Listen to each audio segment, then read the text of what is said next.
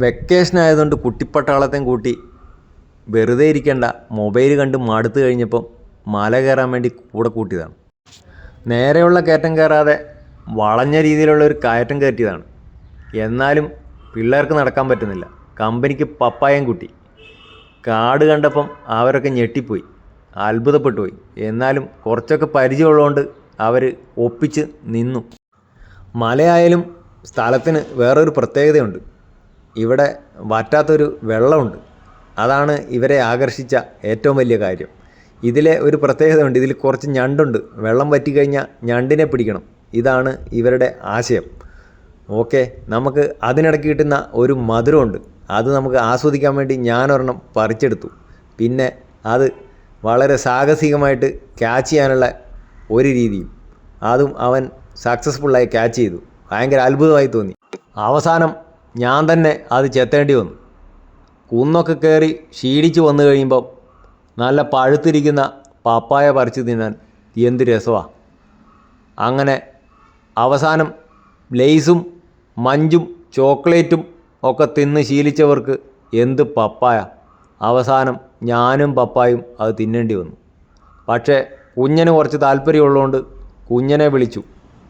അവനും കുറച്ച് കഴിക്കും. ബാക്കി ആരും അഡ്വാൻസ്ഡ് ആയിട്ട് പറഞ്ഞു, ഇതൊന്നും ഞങ്ങൾക്ക് വേണ്ട. തണുപ്പിച്ച് കഴിക്കാനാണ് രസമെങ്കിലും നേരിട്ട് പറിച്ച് തിന്നുമ്പം ഒരു രസമാണ്. അതിൻ്റെ ഒരു രസം പറഞ്ഞറിയിക്കാൻ പറ്റില്ല. കാഴ്ചയാണ് രുചിയെ സ്വാധീനിക്കുന്നതെന്ന് പറഞ്ഞു കേട്ടിട്ടുണ്ട്. അതുതന്നെയാണ് സത്യവും.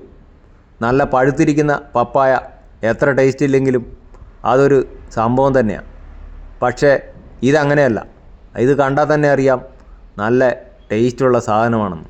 നല്ല മഞ്ഞ കളറ്, അടിപൊളി, ഒന്നും പറയാനില്ല. നല്ല കട്ട് ചെയ്ത് വെച്ച് കഴിച്ചു. നല്ല സാധനം. ഭക്ഷണ കാര്യത്തിൽ വേറൊരു കാര്യമുണ്ട്. ഞാനിതെല്ലാം ചെയ്തുകൊണ്ടിരിക്കുമ്പോൾ വേറൊരു കൈ ഉയർന്നു വന്നു. അതിൻ്റെ കാര്യം എന്താണെന്ന് വെച്ചാൽ, നമ്മൾ കഴിക്കുമ്പോൾ മറ്റുള്ളവർക്കും വായിൽ വെള്ളമൂറും. എത്ര ടേസ്റ്റ് ഇല്ലാത്ത സാധനവും നമ്മൾ കഴിക്കുന്ന രീതിക്കനുസരിച്ച് ടേസ്റ്റ് വ്യത്യാസം വരും. അതാണ് ഒരു സത്യം. അത് നമ്മൾ മനസ്സിലാക്കാത്ത ഒരു കാര്യമാണ്. പറഞ്ഞറിവ് നമ്മുടെ ഭക്ഷണത്തെ സ്വാധീനിക്കുമെന്നും പറഞ്ഞു കേട്ടിട്ടുണ്ട്.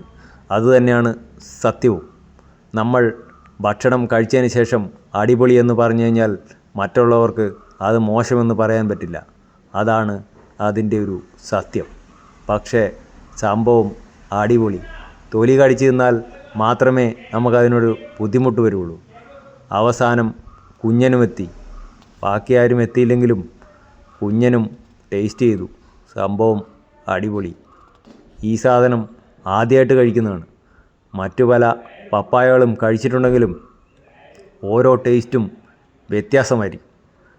അതാണ് നമ്മൾ മനസ്സിലാക്കിയ കാര്യം. അവസാനമാണ് മനസ്സിലാക്കിയത്, വെള്ളം നനച്ചുകൊണ്ടിരുന്നപ്പോൾ വെള്ളത്തിന് ഐസിൽ വെച്ച തണുപ്പ്.